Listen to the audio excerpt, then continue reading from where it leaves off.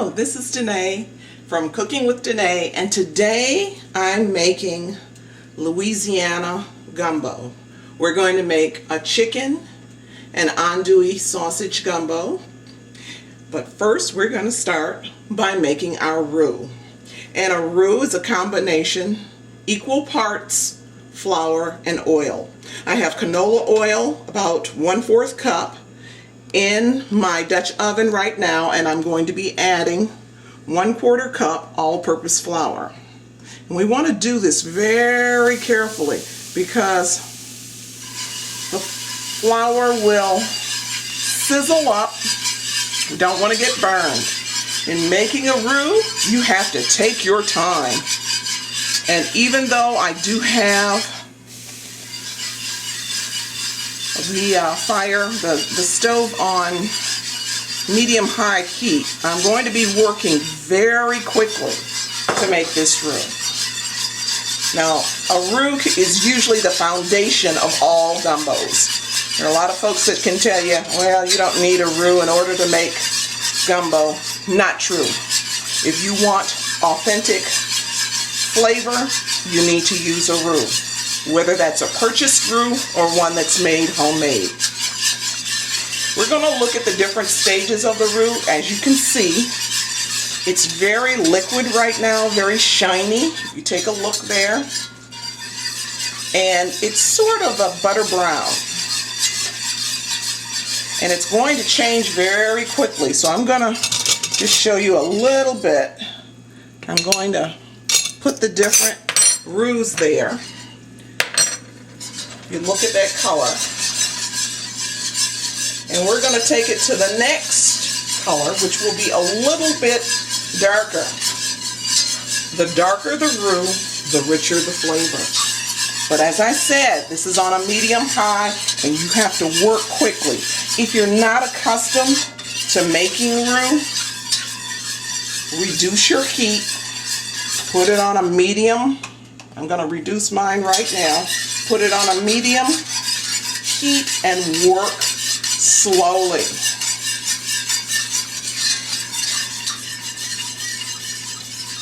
You're going to notice that now the roux is getting even darker.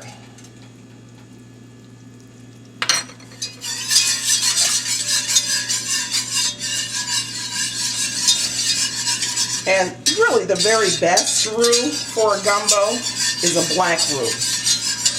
However, it's very difficult to get a black roux. You have to turn your pot down. Usually I like to make a black roux very slowly, and it may take you up to about 45 minutes on a very low heat. But if you can see, we're getting darker and darker.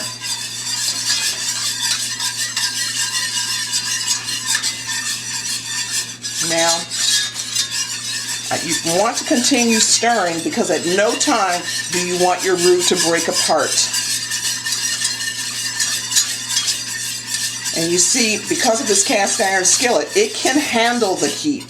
Canola oil has a high heating point, and it can handle all this heat that we put on it.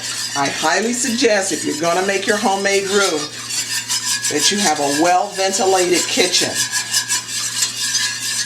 Alrighty, I have added to my roux, and if you can see it, it's very dark. I've added the Holy Trinity, which again, my onions, bell pepper, and celery.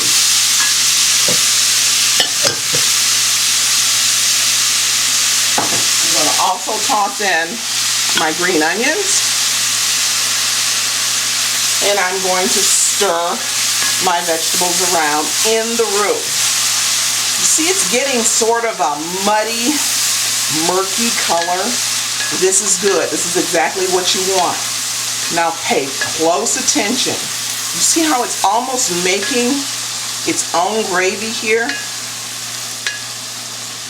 This is your roux, and this is the very foundation of your gumbo. I'm going to turn my heat back up because I want to saute these vegetables until they are a bit crunchy but opaque.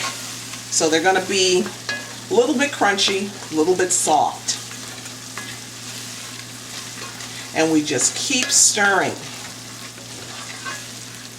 This dark roux is going to give our gumbo a rich flavor that is traditional to gumbos made throughout the South. Now you can see how it's bubbling, and if you look carefully, you see how it's making its own little sauce there.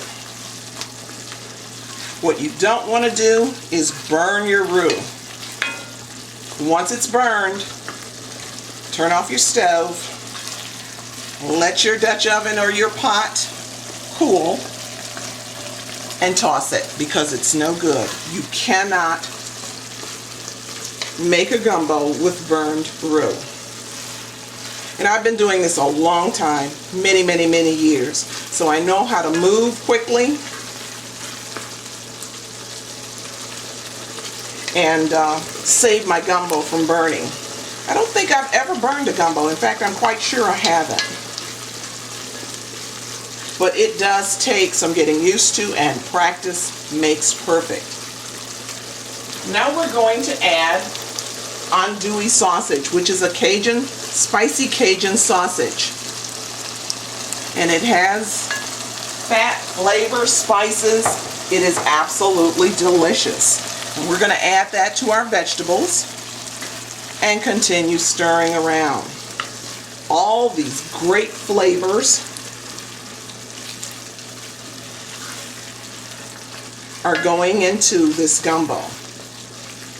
I'm going to add my turkey sausage, only because I like turkey sausage. And in a gumbo, you can add whatever sausage you like. Just make sure it's a bulk sausage. And this is the turkey sausage that I'm going to add also. So you know this gumbo is going to have lots of flavor.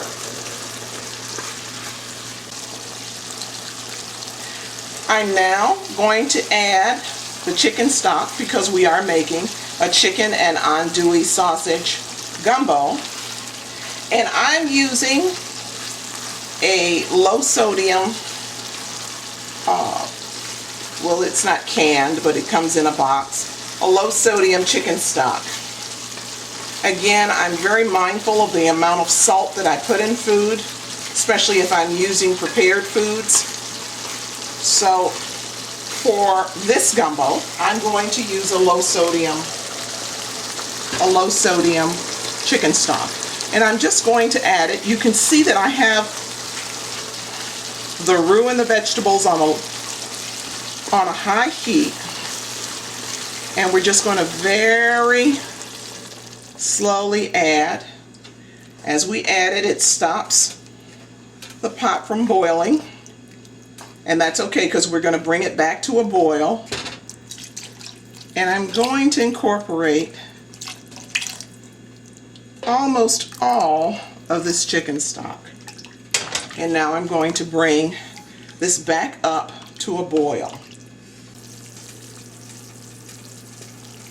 Our gumbo is now boiling. It's reached a rolling boil, which we want. And now we're going to add our seasonings, which include garlic powder, not garlic salt, a little salt. I'm not going to put it all in there because I don't really know how salty my my stock is, and I haven't tasted my gumbo. I'm going to add some garlic. And the reason I didn't add the garlic to the roux is because it would burn it. It's so hot. And in this way, when the gumbo is finished, you'll get these tiny, wonderful little bits of garlic. And if you're really into garlic, you'll love it. If you want to leave the garlic out, you can. And then I'm going to add the cayenne pepper. This is about a half a teaspoon. You can add more, but I highly suggest before you do that you taste the gumbo. Not now, but once it actually starts its slow simmer. Now I'm going to add chicken breast that I've cut up and just sauteed in a little olive oil. You will notice that I did not make my roux with olive oil. A roux is not made with olive oil. I don't care what anyone tells you. You can't do it. I'm going to turn this back up so that it comes to a rolling boil again. And you'll notice every time we add an ingredient, it cools the pot down. That's okay. That's what's supposed to happen. And last but not least, I'm going to add my okra. Now, you don't have to add an okra to your gumbo, although the African word for okra is gumbo. And the way I learned to make it, the way my mom made it, my grandmother made it, they used okra in their gumbo. I'm using frozen cut okra. Some people say that okra is a little bit slimy. If it is, and you're not into the slimy kind of slimy, I can't think of any other word to describe it, you can saute it in a little bit of oil, canola oil, and that usually reduces the slime from the okra. It doesn't bother me, and to be honest with you, gumbo doesn't last in my household very long. So I'm going to, at this time, add my okra. And this is about, I want to say about 1.5 cups of frozen cut okra. Now, as you can see, there's a lot in this pot, and we still have just a little bit of chicken stock. I'm going to pour some in. And what's going to happen is we're going to put this on a slow, medium-low, slow simmer. And this is going to cook down for probably about 45 minutes, maybe even an hour.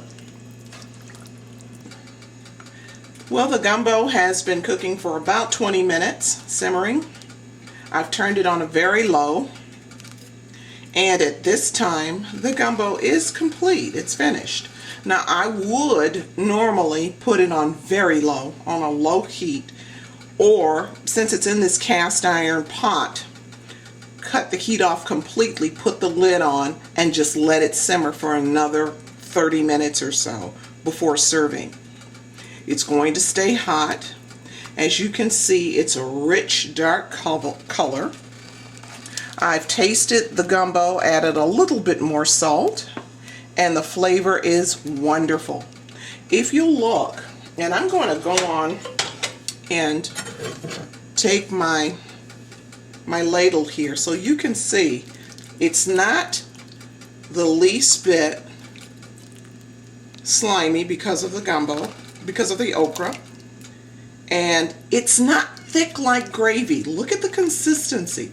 It's not real watery, but it's not thick.